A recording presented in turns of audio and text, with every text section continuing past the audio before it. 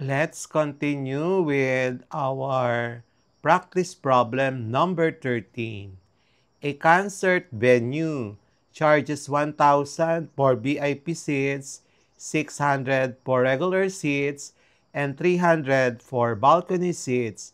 Represent this as a piecewise function.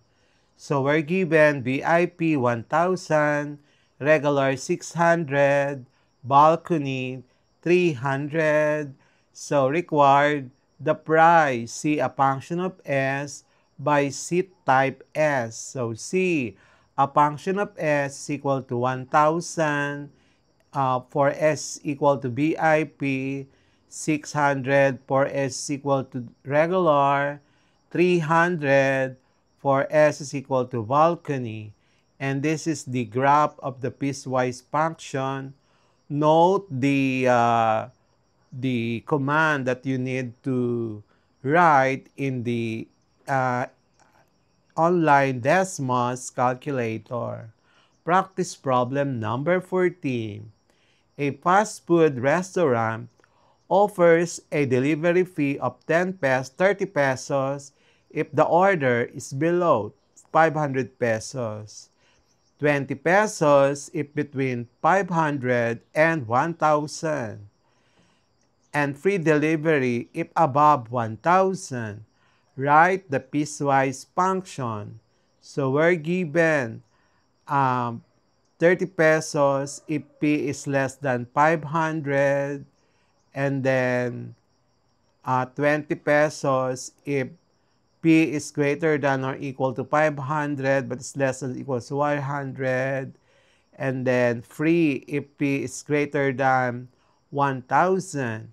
So required P a function of P.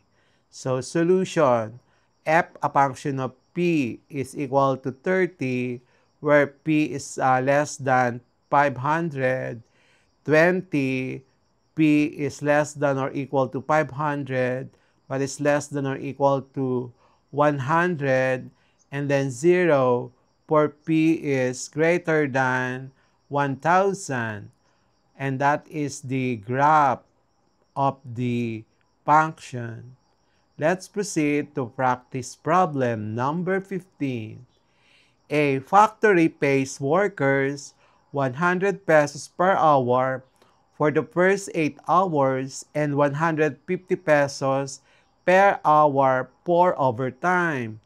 Write the piecewise function for total pay. So we're given 100 pesos per hour for first 8 hours and then 150 per hour beyond 8 hours. So required the total pay W, a function of U, for U is greater than or equal to 0.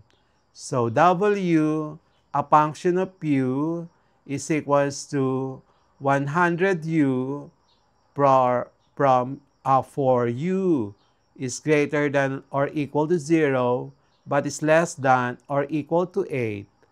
And 100 times 8 plus 150 times U minus 8 for U is greater than 8. And then that is the graph of that piecewise function. Practice problem number 16. A resort charges 2,000 pesos per night on weekdays and beyond, and 3,000 per night on weekends. Represent this situation as a piecewise function. So we're given 2,000 on weekdays and then 3,000 on weekends. So we are required to determine the rate or a function of D, wherein D could be weekday or weekends. So we have solution R a function of D is equal to 2,000 where D is equal to weekday, and then 3,000 where D is equal to weekend. And then that is the graph of our piecewise function. Practice problem number 17. A clothing shop offers a 5% discount if purchases are less than 1,000. 10% discount if between 1,000 and 3,000, and 15% discount if more than 3,000. Write the piecewise function. So we're given 5% if P is less than 1,000, 10% if P is greater than or equal to 1,000, but is less than or equal to 3,000, and then 3,000 if P is greater than 3,000. So required the discount rate are a function of P. So our solution are a function of P is equal to 0.05, where P is less than 1,000, and then 0.10 where P is greater than or equal to 1,000 but is less than or equal to 3,000. 0.15 where P is greater than 3,000. That is the graph of that function. Number 18, a government tax system charges 0% for income below 10,000, 10% for income between 10,000 and 30,000, and 20% for income above 30,000. Express this as a piecewise function. So we are given 0% if if y is less than 10,000, 10% on our 10K to 20K, 20% above 30K. And then we are required the tax T a function of y for y is greater than or equal to 0. So, our solution will be T a function of y is equal to 0 for y is greater than or equal to 0 but is less than 10,000. And then 0.10 times y minus 10,000 for y is greater than or equal to 10,000 but is less than or equal to 30,000.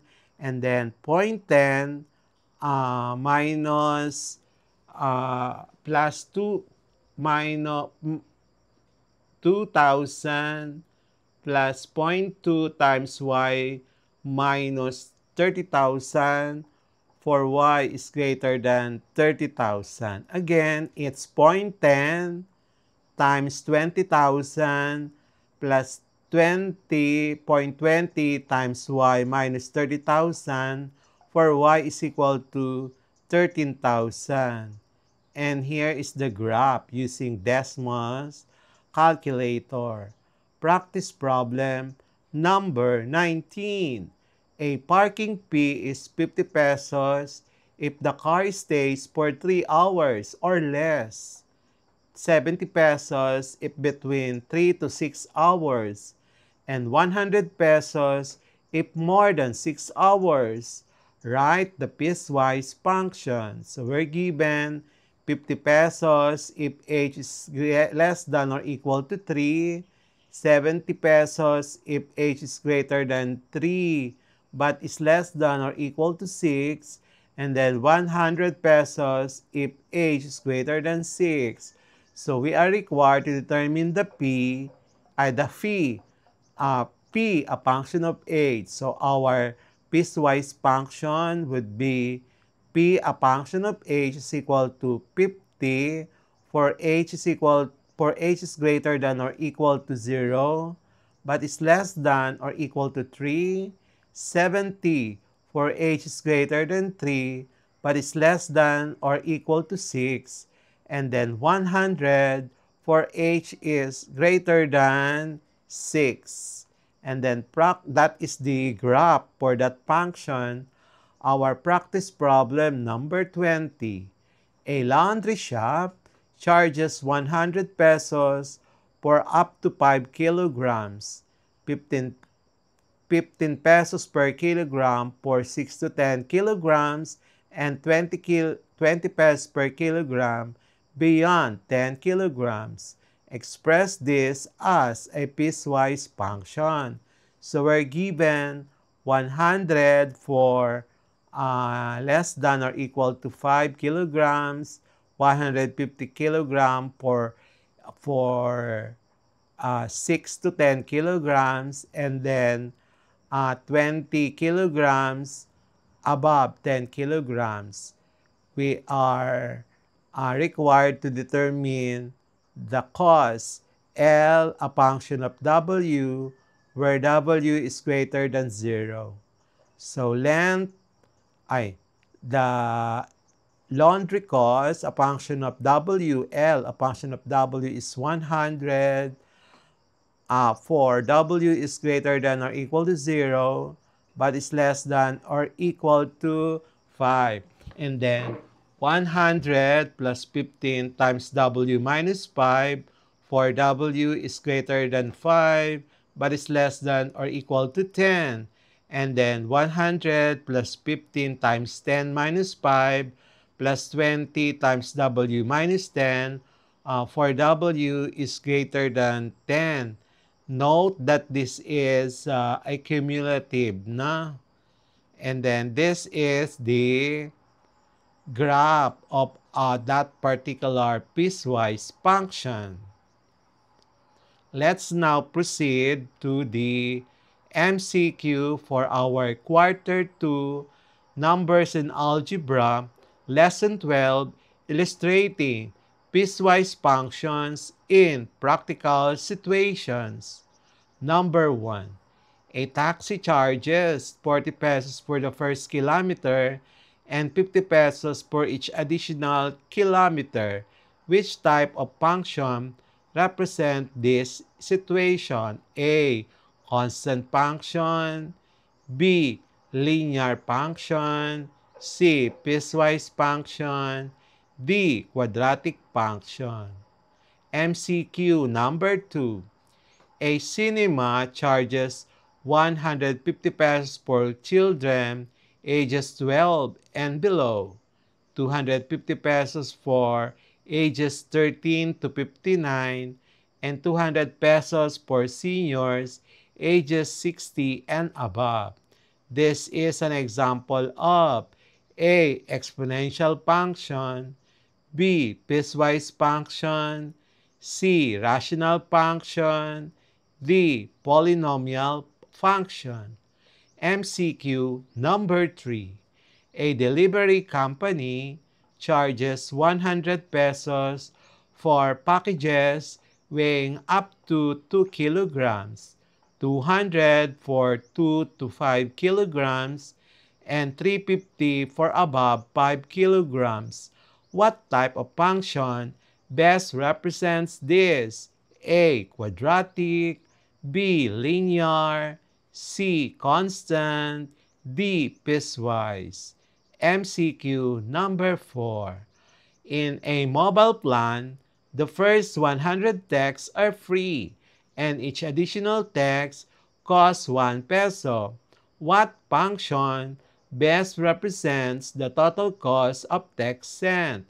A. Linear function, B. Exponential function, C. Piecewise function, D. Constant function. MCQ number 5. Which of the following situations is not a piecewise function? A. Electricity bill with fixed charges and variable rates. B. Tax rate with base fare plus per kilometer charge. C. Height of a ball thrown upward.